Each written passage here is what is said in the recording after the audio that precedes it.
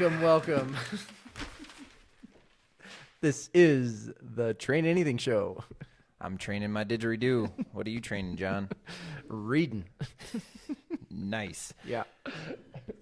Pretty good. Welcome to the Train Anything Show. We believe that anything can be trained. That's right, anything. And we are here to prove it, one pod at a time. Stoked. That's right. And today's sponsor is Old Man Winter. Old Man Winter. Because it is back in Bozeman. Ugh. It snowed all day yesterday.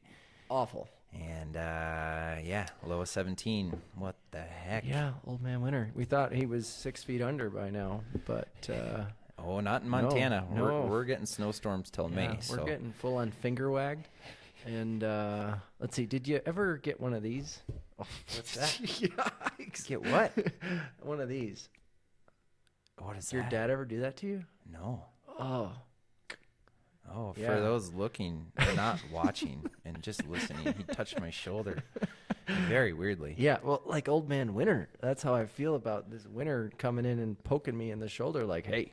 Usually it was when we weren't paying attention at church or doing something, and he would be behind us, and he would go, "Hey, you kid." Gotcha. So that's what I'm thinking about Old Man Winter. Yeah. Well, it's here, and it's going to be gone. So, whatever. Yeah, we It's all thought good. we thought we'd let him sponsor the pod just today, and be gone. Yeah. So, all right. Well, moving on. We're going to do some athlete shout-outs this week. Athlete Who do we got shout-outs. first? Nolan. Oh, yeah, Jump into Nolan. Our boy Nolan. Yeah. We got a 18-year-old running his first marathon in June. Mm-hmm. And it's been pretty exciting because every week he's doing his longest run, week after week. And, it's just been really fun to watch him grow and learn and learn how to fuel and pace and talking about how important eating is Right. when you're training harder. Yes. And fueling during workouts. And so anyway, it's been really fun, and we're excited for him. He's racing the Billings Marathon June 6th or something like that. First marathon. Yeah. Yeah. Love that. Yep. Must be nice every day to set those PRs. Yeah. Your training peaks. Everything's like, congratulations, furthest run ever, like every week. Yeah. I didn't.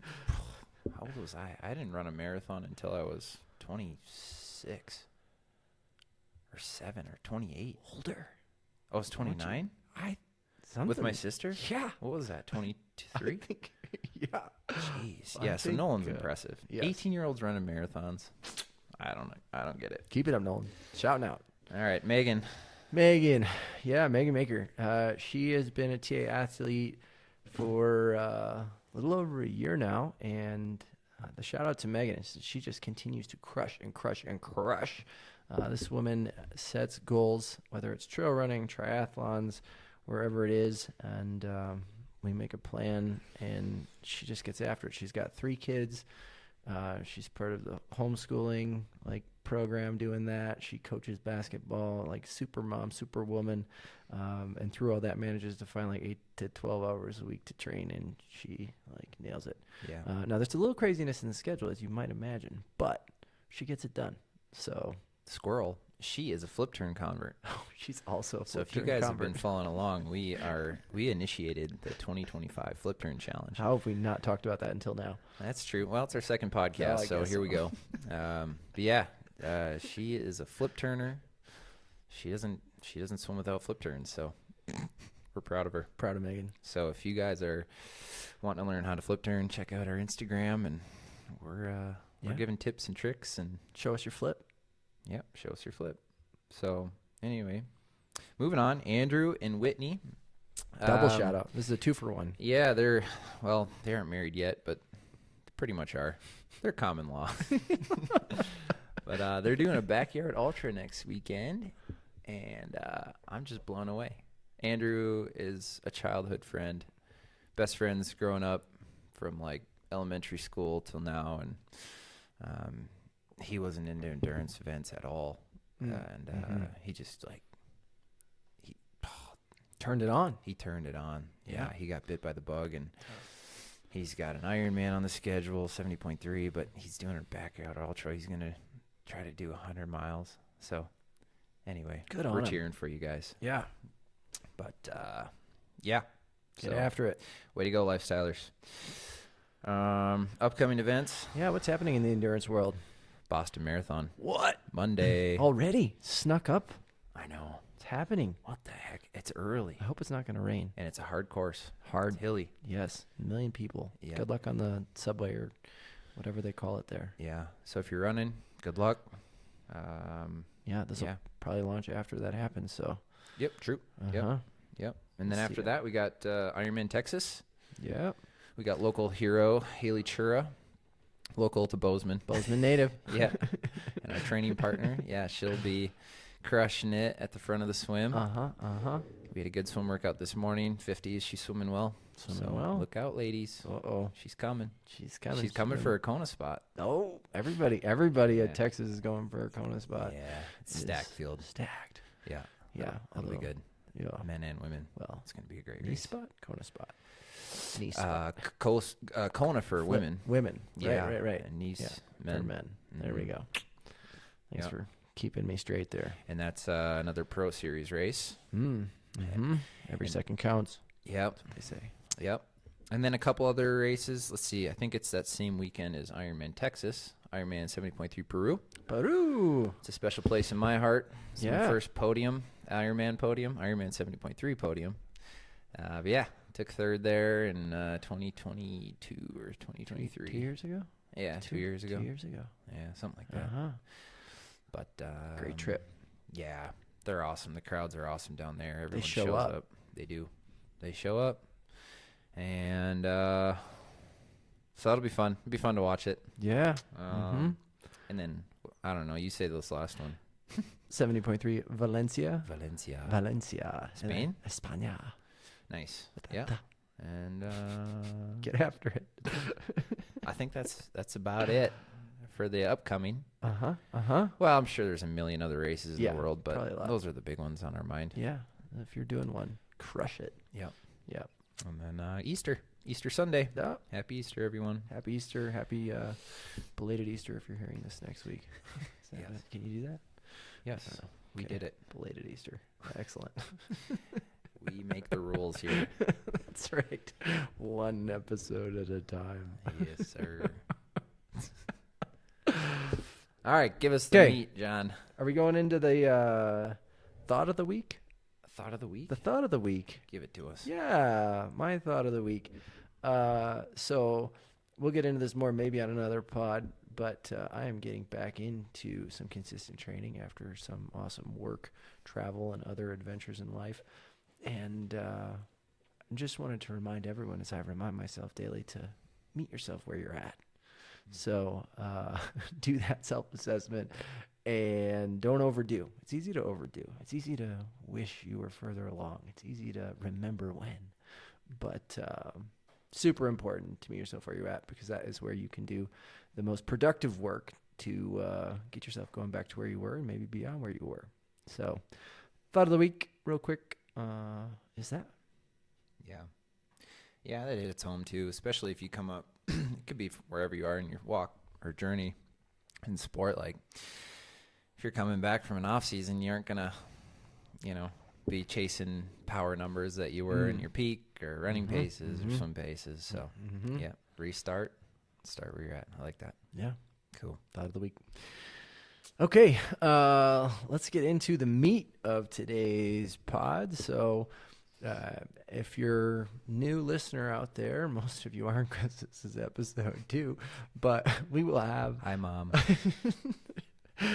We will have a variety of topics that we'll go through, so it's not going to be the same thing every week, and we'll be introducing you to those segments as they happen, as maybe you suggest them, as we think about them. We're just going to keep rolling with it. So one of the segments, though, that we'll be going through this week is DG Pro Talks. Oh, we might be working on the name, but DG Pro Talks is with, go figure, Dylan Gillespie, guy sitting right here. Wow. Coach Dylan is also primarily a pro triathlete, rocking the Ironman Pro Series, and we'll be diving in to his training and progressions and results, and the good, the bad, and the ugly. We just want to bring it to you.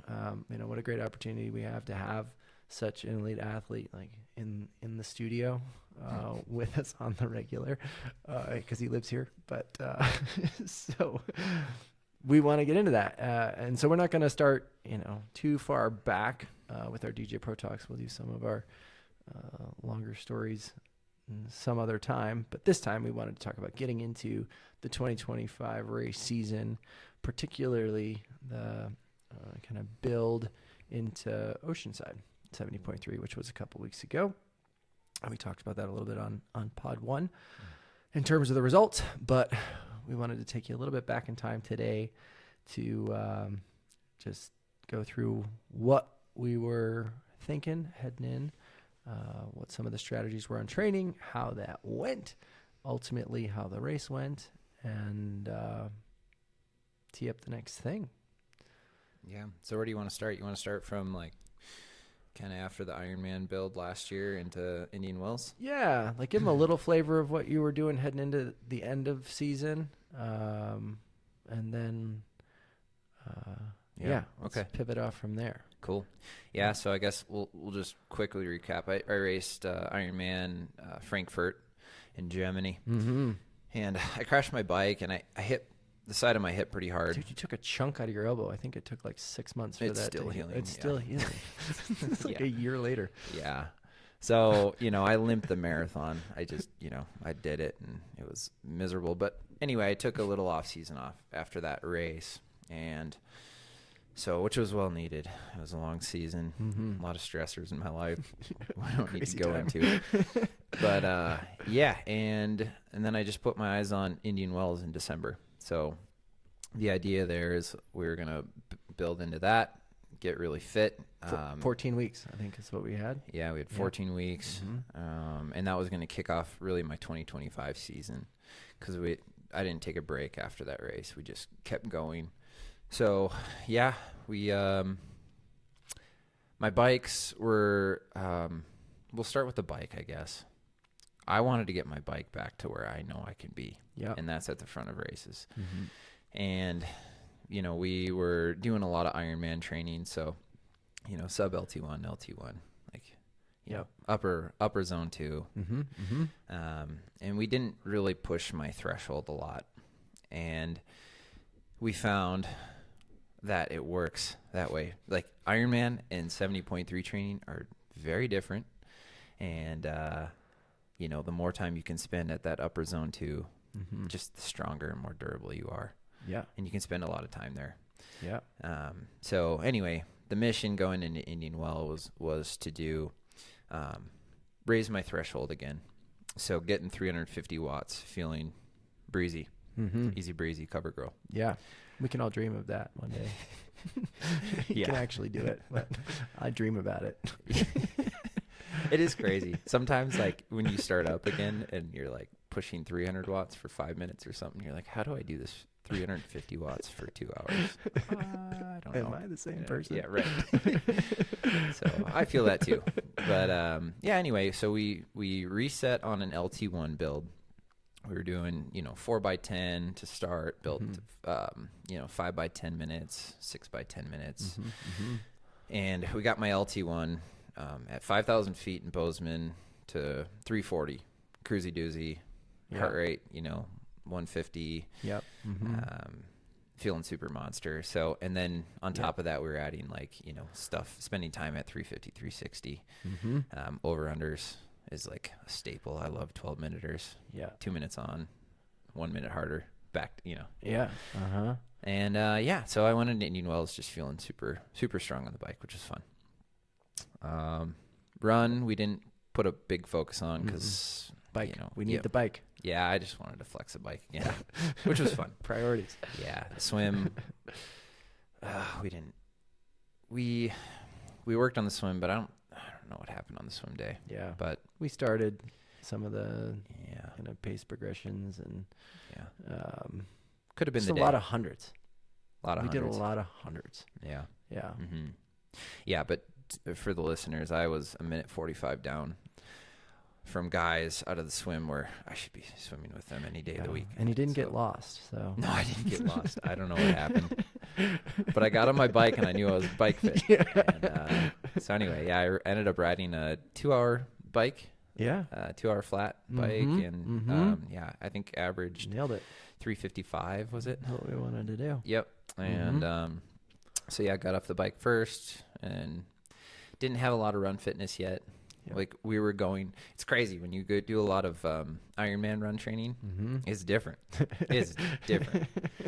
I'm very fit for like 6:30 pace, all day for Ironman. And let's go for a marathon. yeah, but half marathon, you got to work your threshold, and we just didn't have time, and Wasn't the priority. it wasn't the priority. Yeah, we're not biking where we need to be. Who cares what the run is? Yeah. So yeah. Anyway, just got through the run and just felt encouraged after that race. Like, okay, mission complete. We did the work that I needed to do to be at the front of the race. Right. And the run, we knew we were going to come. The swim, like, not worried about it because I can swim. Yeah. Like, Yeah. Yeah. So that was Indian Wells. And then you made a hashtag for us. I don't know a hashtag, but yeah, tell the people. Yeah, so we came out of Indian Wells, and I think at that point, right, December, most folks are heading into holidays and a month off, but that was not the case. We were rolling pretty much right, little recovery and then heading into 2025 season. And as Dylan just mentioned, we had the bike back kind of where we wanted it to be. So certainly work to maintain that and build on that because there's still more in there. But wanted to add the run focus to the plan. And so we started what we called in the beginning, early days, Project Move the Line. So run strategy and focus was put into motion after Indian Wells, which involved a lot of high octane, I'd say, threshold type pace work. So very specific pace work, all geared on getting Dylan down to 115 run off the bike. So that was our base target kind of pace that we adjusted workouts around. So there was a pace specific run every week, and then as we went through our different phases of training, we had strength sessions, long runs, kind of a variety of things on the weekends. But Wednesday was pace day, and it was spicy a lot of days, and then the weekends were number two. Yeah, and I think so. When we were talking about this Project Move the Line, we were like, okay, I've been consistently running now for, I think it's been 3 years without any like serious injuries, which has been amazing. Yeah. Like there's always a little niggle that we're dealing with, but like you can work through those. Mm-hmm. So it was really exciting when we were like, okay, let's really flex the run and see what we can do because we know what's in me. Mm-hmm. But if you don't put the work in, that's, you aren't going to get the most out of yourself. So we had to be creative, and we took a chance. We knew we were like, okay, this is a lot, and it's going to affect my bike and my swim a little bit. Mm-hmm.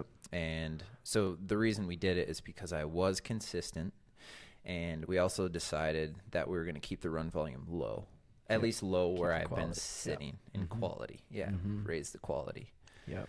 So every week I was scared of every run workout, which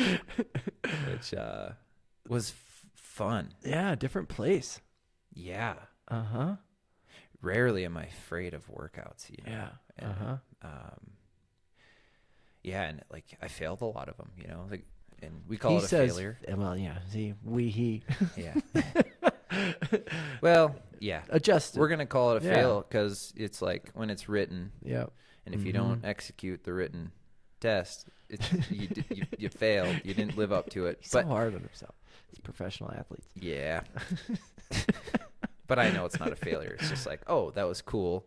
We learned something. Yeah. It's never a failure. But yeah, like we'd have to like either, okay, for instance, what do we do? 12 by 100 or 12 800s. What was that workout? I think it was 10. We did 8 or 10. Something Yeah. like, well, Mhm. yeah, and like I got to 6 and I was like, I can't, like, Yep. I can't, like, Switch to I'm 400s. so hard. Yeah, and then we just took a little more rest. Yeah. Sometimes that was the thing too, is we changed is between intervals, we took a minute rest between everything we did. Yep. That was staple. Yeah. Staple rest. And sometimes I needed more. Like, oh my gosh, I need 2 minutes or I'm gonna die. Yeah. So it was a full on. I mean, cast iron again, very pace specific, very calculated plan to move that line. You know, we've been holding steady, as he said, and healthy for a long enough time where we wanted to put in more dedicated work, and you call it a risk in the overall plan or an overemphasis on it, but it was like something we need to do. I mean, part of what gave us the knowledge of what we can do was Dylan ran a flat start half marathon without training for a flat start half marathon that past summer, and he did a 1:14.0 or something like that.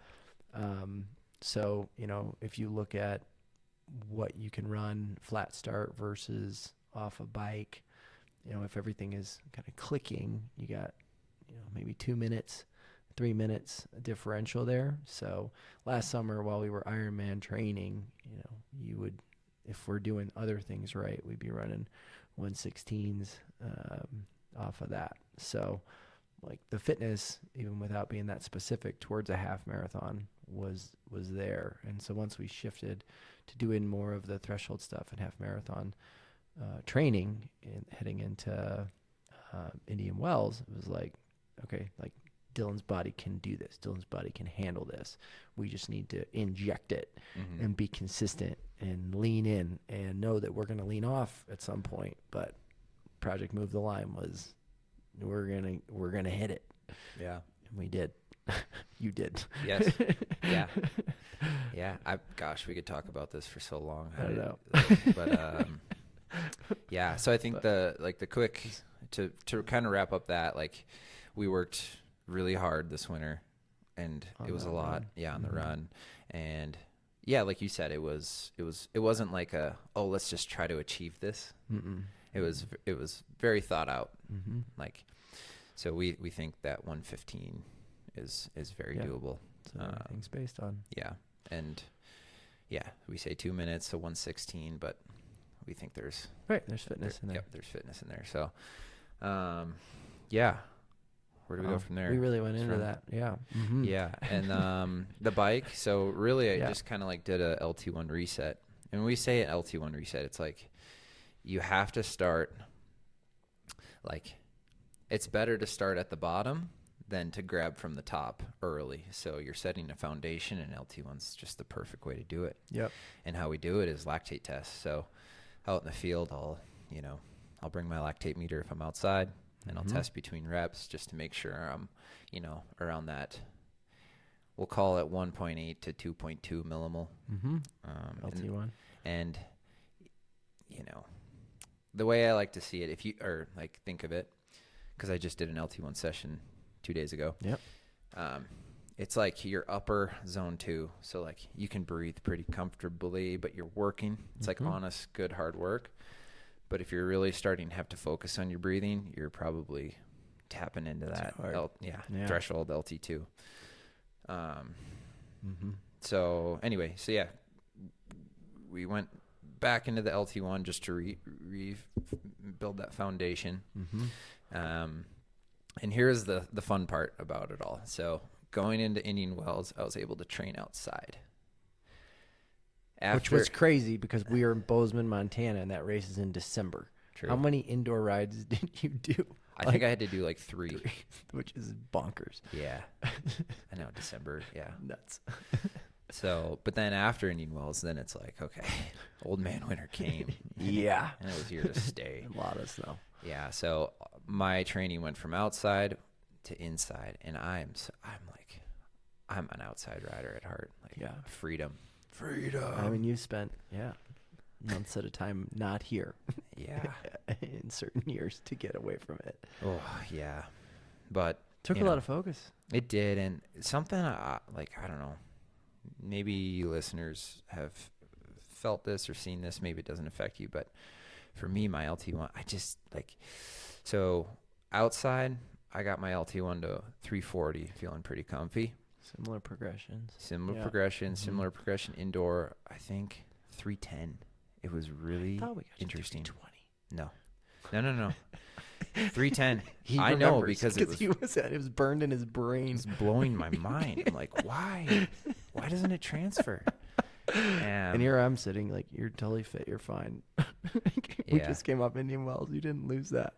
Yeah. But it was like, a little depressing. Like, why? Gets in your head. The numbers get in your head. Yeah. But then, Oceanside's in April. So, typically the weather starts letting up in Montana where I'm a hardy folk. I can ride outside in 30 degrees as long as the sun's out and the roads are clear. So I'm outside as soon as I can. It's a Minnesota thing. Yeah. They're tougher, born there. Minnesota blood. Uh-huh. Sitting out in them ice houses, just freezing, sitting in the ice house. Yeah. Just noodling for fish.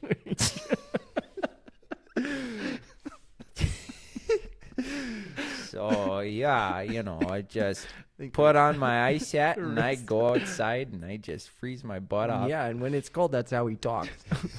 That's it. Just comes out. I'm like, Mom, where's my hot dish casserole? So anyway, got outside and I started putting some power right before Oceanside. Mm-hmm. So anyway, right? So now we're running hard. We're biking outside now after a depressing LT1 build. And now, I'm outside and I can flex a little more and it's feeling a little better. So that was good. Yeah. And I guess we'll jump on the swim. Yeah. Pace 50s. Pace 50s. That was our thing. Yeah. Let's just get good at pace 50s. Yeah, just nailing that pace. Yeah. Pace. Yeah. Nice 50-meter pool. We can fill it out. Yep. That 50 meters and just same. We were doing sets of 18. So we do 6 on 50 seconds, 6 on 40 seconds, 6 on 45, and just nail 35. Every time. Yep. And sprinkle in some big boy sets. Yes. LT1. Didn't you do like 10 by 400? Yeah, I did 10 I don't know 400s. what other serial killers are listening that love 400s as much as Dylan does.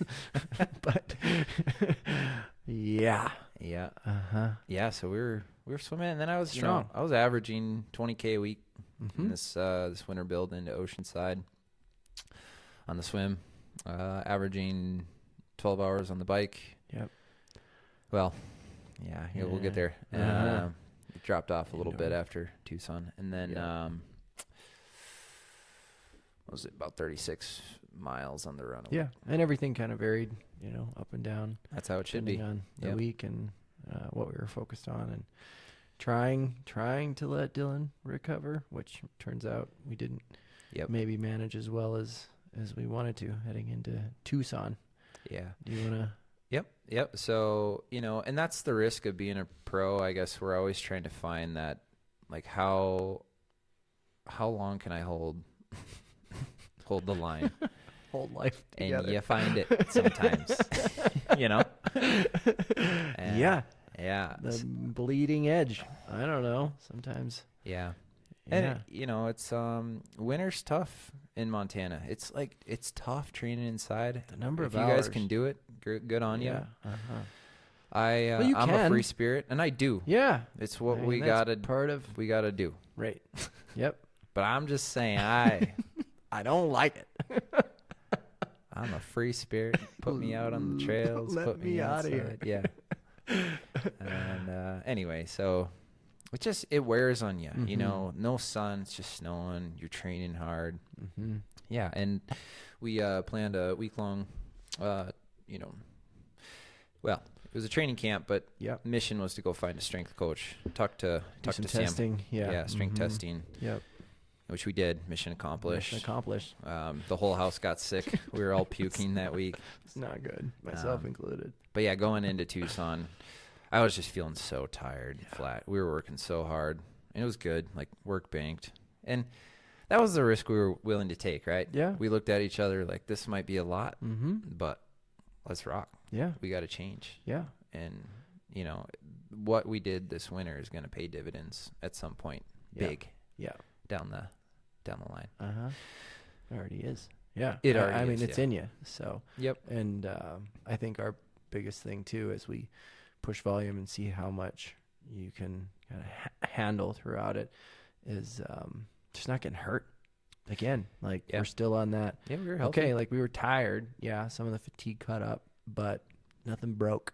It didn't pop a hip or a hammy or, you know, any of that stuff. So, it was we like can recover out of the other things. Right.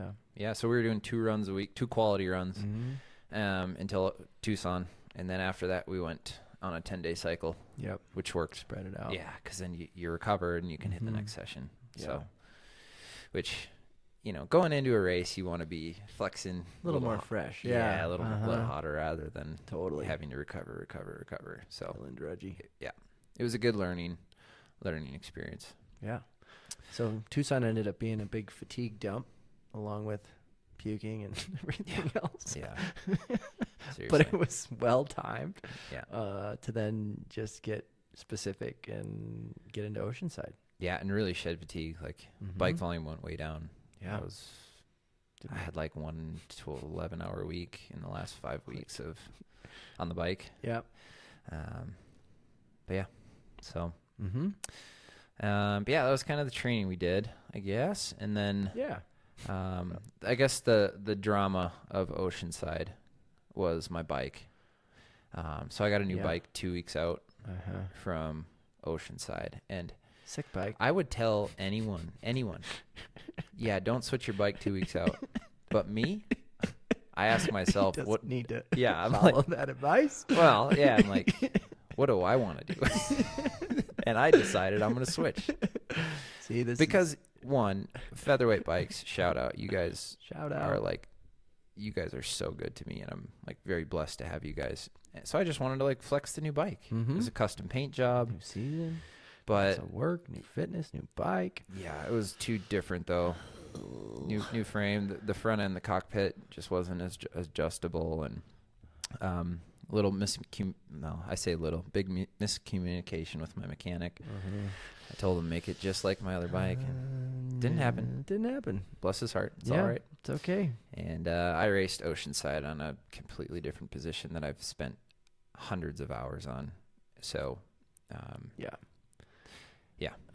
And I think the last 2 weeks was just stress. Yeah. We're trying to figure that out. I mean, we're trying to roll into the first race of the season, and you're like, stress. Okay, just like have everything nail. Yeah. Get there good. No. Let's get on this bike. See what if I can get out there for more than an hour and not have back pain. Yeah, it was a bummer. Yes. I want to back up though, because before we get into the race, which I think is probably next, I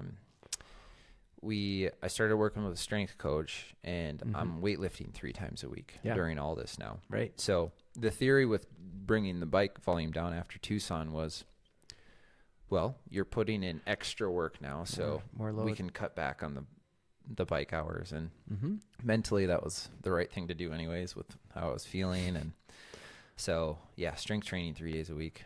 Yeah. Just been awesome, and I've been doing it since. Yep. And I'm like, I can see things changing. I think I'm getting muscles. Are you talking about your peach? Yeah. That's all we want to get stronger. It's peach season. Ooh, I got a story about peaches. Remind me. Goodness. It's Patrick Lang's peach. Okay. We'll get there. All right. I hope. Peach season. And then I also started working with a breath coach, Zach Kramer. Yeah. He reached out to me, and he's like, hey, I think we can help improve your your endurance and capacity, performance, whatnot. So I've been every day doing like a bunch of different breath work and sessions, breath holds, triangle breathing, box breathing. I think he's considering becoming a deep sea diver. Actually, that's really his secret goal. He doesn't really care much about triathlon. He just wants to be with the fish somewhere deep. Right. Dude. He can hold his breath for a really long time. I had no idea I could. Okay, so typically I'll be driving, right? I'll be driving along, and I'll look at the clock. It'll like change to like 3:45, and then I'll hold my breath, and I'll just like be careful, see if kids. I can make it a minute. Oh my gosh! And by the minute, I'm like, yeah, like gonna die. But I've been working with Zach, and race week. I don't want to give this away. Just kidding. I'm gonna. All right, we do max breath holds. Yeah. And anyway, three rounds of 5 max breath holds. So 15 max breath holds. And max, like until you almost pass out. Yeah. Yeah. And before, so how it works is you do, you call it hyperventilate. It's not like hyperventilate, but you do like do you have a brown big breaths. And force it. Important to force it. Force for a minute, and then you max breath hold, and then you get a minute rest. Do that 5 times, and then 3 rounds of that. So anyway, I was doing 3-minute holds. I was doing 3-minute breath holds. 3-minute breath holds. I got my best one was 3:32. It's nuts. And that's like entry level for deep sea diver. So there you go. No, that's what I'm saying. I know. This guy's on a tear. Makes me wonder if I could do 5 minutes, It's one day. Yeah. Stay on it. But I'd be on the couch like convulsing. Kendra's like, oh my gosh, are you okay? No. Like, actually, no, I'm blacking out. Yeah. Yeah. We do not condone breath holding while driving, just so you know. That is not something we would recommend you do. Definitely not. Thought we'd get that out there. Yeah. Or don't hold your breath in math class. I used to do that too. Yes. Dylan's just staring at the clock, holding his breath. Yeah. It's turning purple. His teacher's Yeah. like, are you okay? Yeah, that actually happened. 37. The answer's 37. Yeah, right. I mean, that's how many seconds I was holding my breath. Yeah, 75 seconds. I think in math class I got to 2 minutes. But I was, the reason I was doing that, I was a 50 swimmer. Wow, we are going on rabbit holes. Tell us more. Yeah, I was a sprinter. So, and I didn't take a breath when I swam the 50. Right. So, in math class, just, start It's practicing. only 20 seconds, bro. Right. But I was like, if I can hold it longer, I'm going to swim faster and harder. Anyway. Wow. So, back to Oceanside, huh? I guess. Yeah. Yeah. I don't know. Do you have anything before we jump into the race? Any thoughts? Well, I do think so on the progression, right? So working through our kind of flow, more aerobic. So we do, we follow an inverse periodization. So we do aerobic, and then we do the high-end hot stuff, and then we do the LT1 and or strength stuff, and then we get into the more specific race-oriented block. And so with Oceanside on that path, we were halfway, we're heading into race season, but Oceanside isn't like the big meal deal. So we just post Tucson, really, like 3 weeks of getting into more of that tempo threshold, working that zone between LT1 and LT2 to get race specific durations, hits in and just getting Dylan comfortable there. So heading into Oceanside, we're mid phase of that. It's the plan, and still is the plan. We use Oceanside for the next race. So that's just kind of where we were to bring us back to the plan and talking about Oceanside. So, and that did include a little bit of a drop taper. So we did taper for it. We didn't like train all the way through Oceanside. But it was still just a stop along the way getting there. Yeah. And it was the first North American race of the Pro Series. So everybody was on there. The line. Yeah. Everyone was there. Mm-hmm. So you want to do well. Yeah. You want to show up. And Oceanside's like a very historic race and for the pros. And and like a real deal race. Yeah. I mean, the bike, and I don't know. It's tough. Yeah. It's honest. Which nobody talks about. Yeah. No, right? Yeah. Mm-hmm. Yep. Yeah, totally. So I don't know. But anyway, we get there and race morning. I guess we'll just kind of run through it real quick. But all warming up in the corral. It was fun. It's cold. Yeah, it's cold. Yeah. Yeah, the water was 57 degrees, 56 degrees. Yeah. They almost canceled it if it would have been 2 days prior. They would cancel the Right. swim. Yeah. That's what they said. There would have been no swim, which would have sucked. Yeah, but like for us Montana folk, Yeah. us Minnesotans who The Montana, Minnesotans. cut a hole in the ice and go through it. Just get in there. We're like, oh, this is a bathtub or what? Jeez.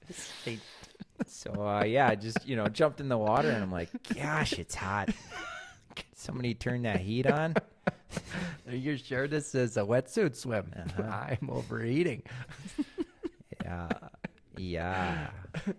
For the pros to have their wetsuits on, it's 70, 71. What's the cutoff for the pros? I know us age groupers are 71. 70 something. Yeah. I think so. Gosh, I should know that. But 71, I think. Yeah. What's our age groupers, like 80? I think so. 85 or something. They don't want us drowning because some of us can't swim. All right.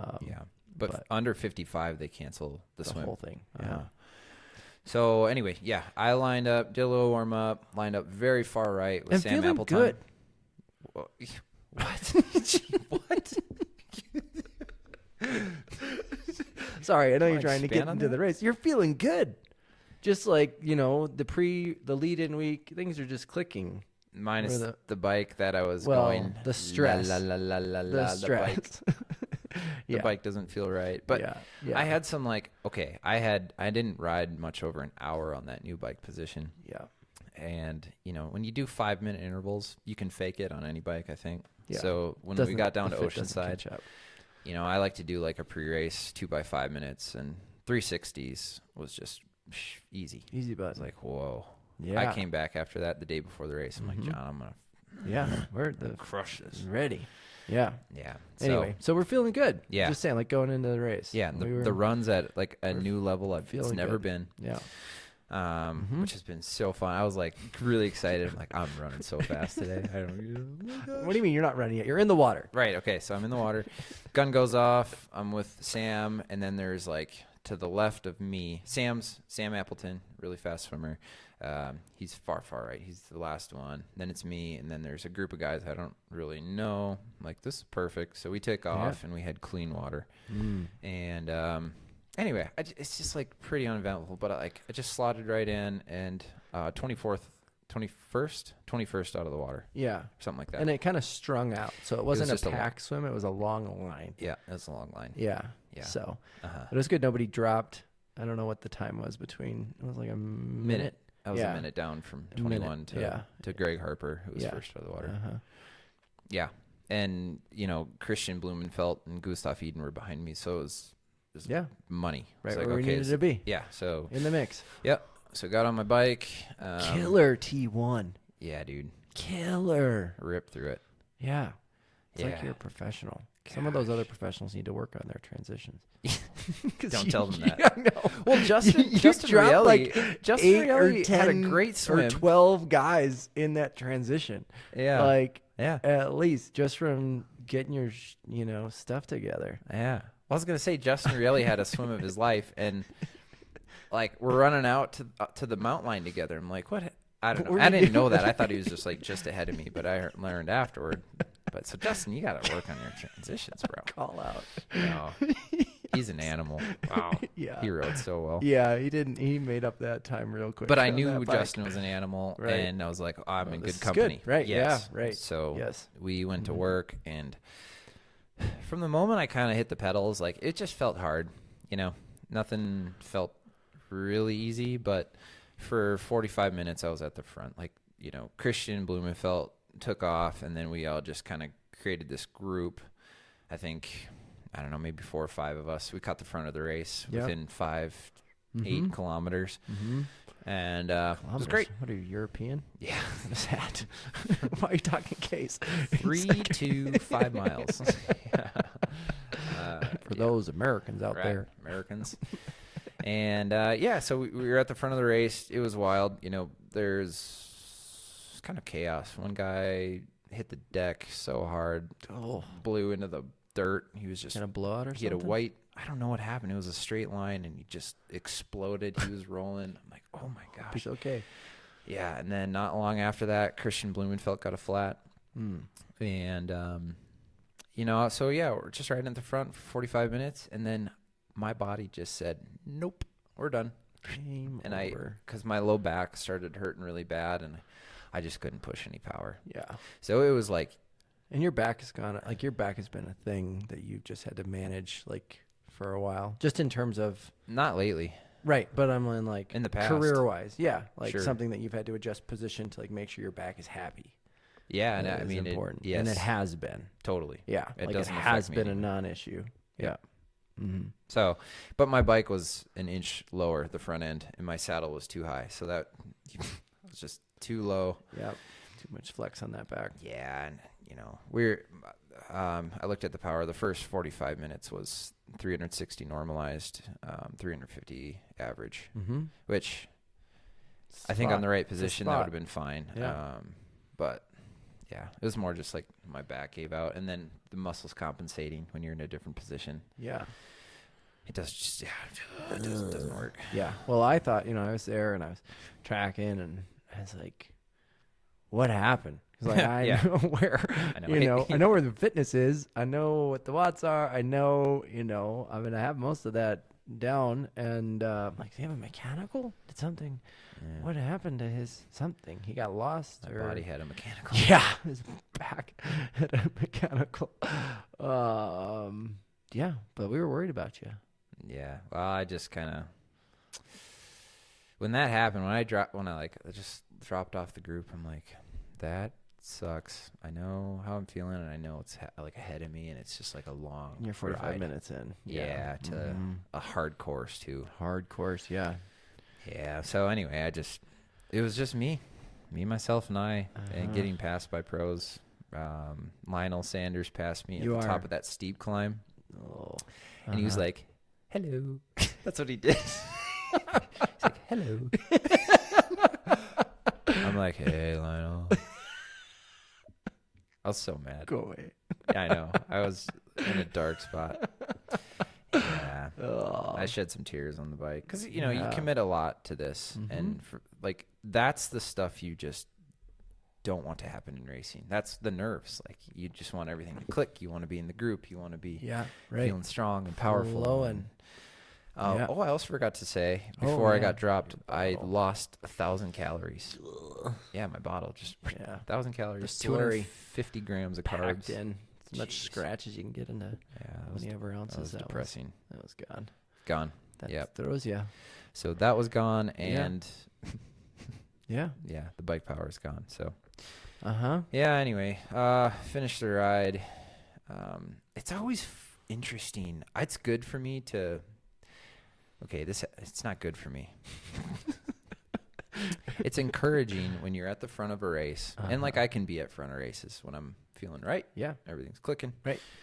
But the guys that are behind, like Braden Curry, came back a long time after, and Braden Curry's like one of the best. Yeah. Patrick Lang didn't pass me until like the last 6 miles, and I'm like, what is going on? Is this like the peach moment? Good transition, dude. Dude, Patrick Lang probably has the biggest butt I've ever seen on a man. And this is funny, right? Because Patrick Lang is an Ironman world champion. He happens to be the reigning and multiple. Okay, and then Jan Frodeno. If you guys know Jan Frodeno, he's this tall German sausage, just specimen of a man, minus his butt. He doesn't have a butt, and he's always injured. I didn't think so. This is interesting. This is where we're going. All right, let's talk about it.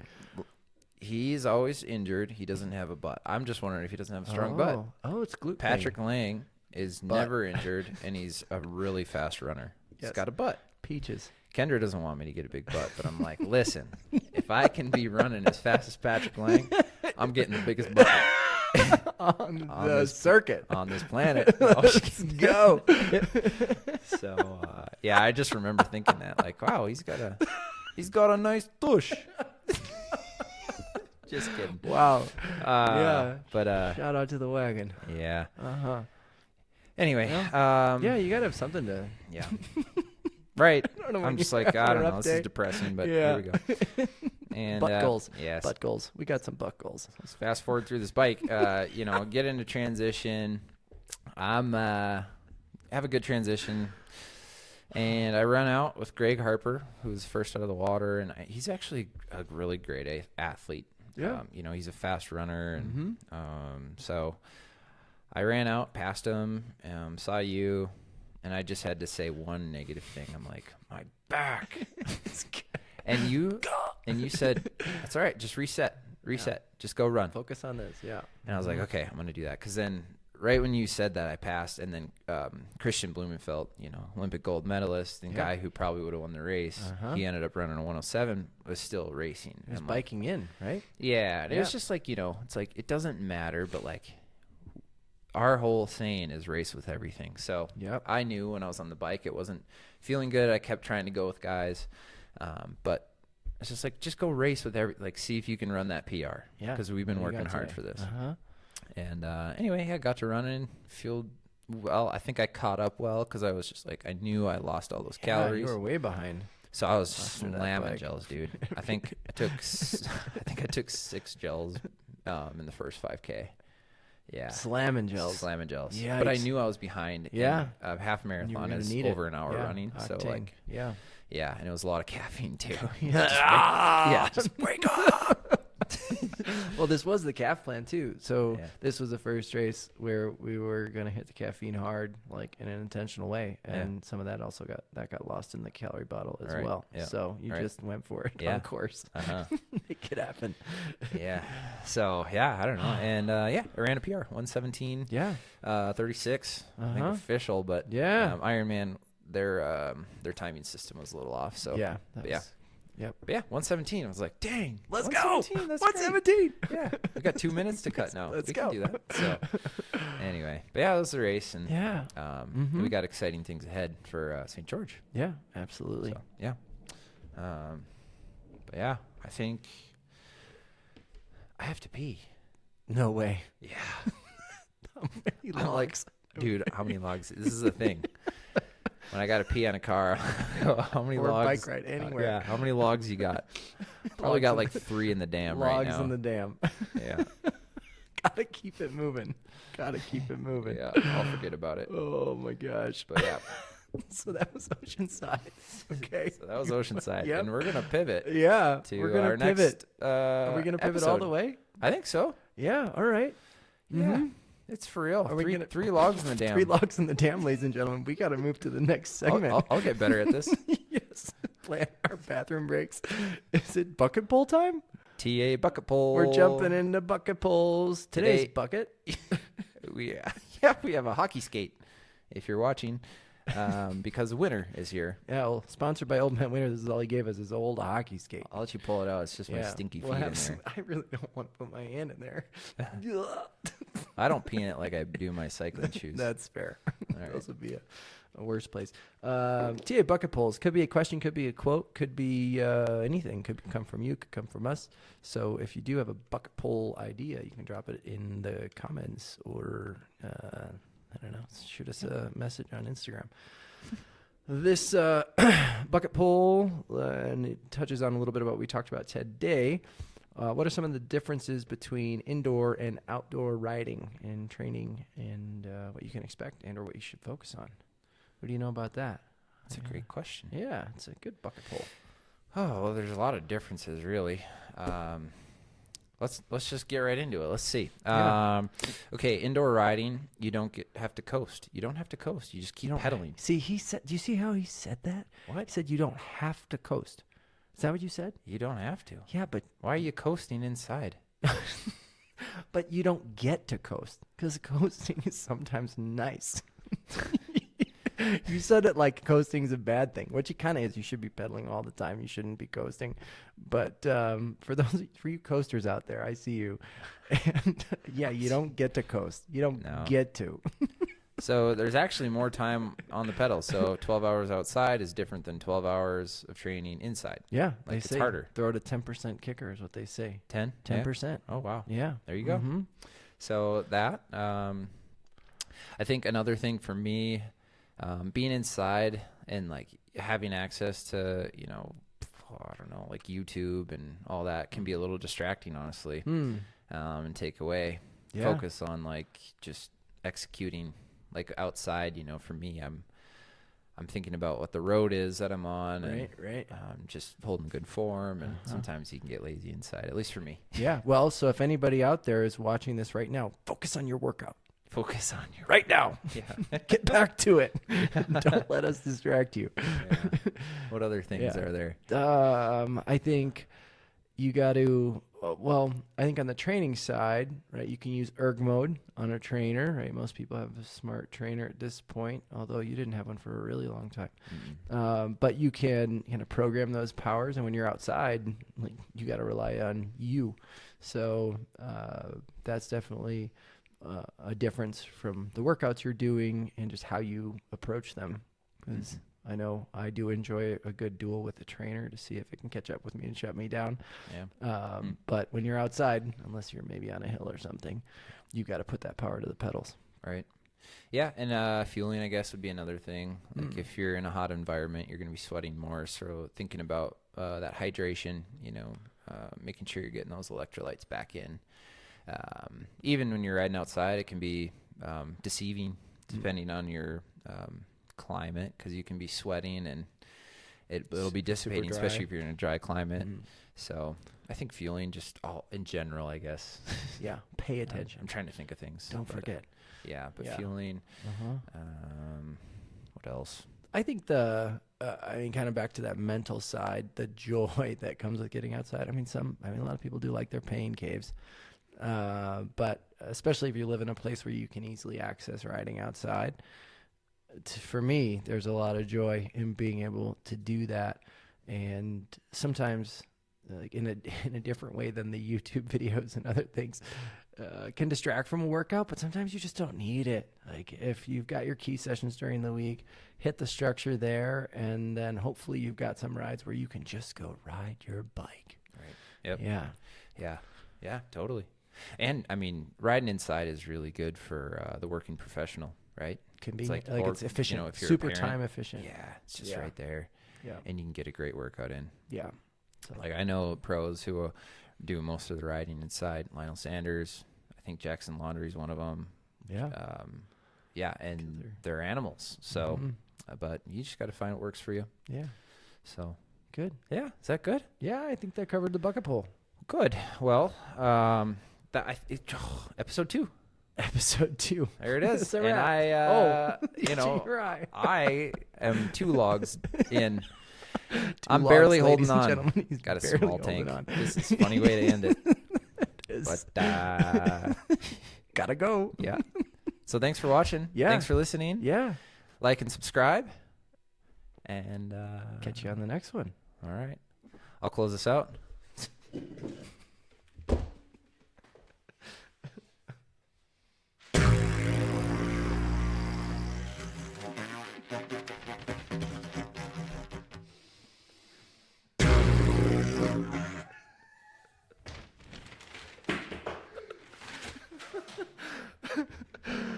Oh my gosh.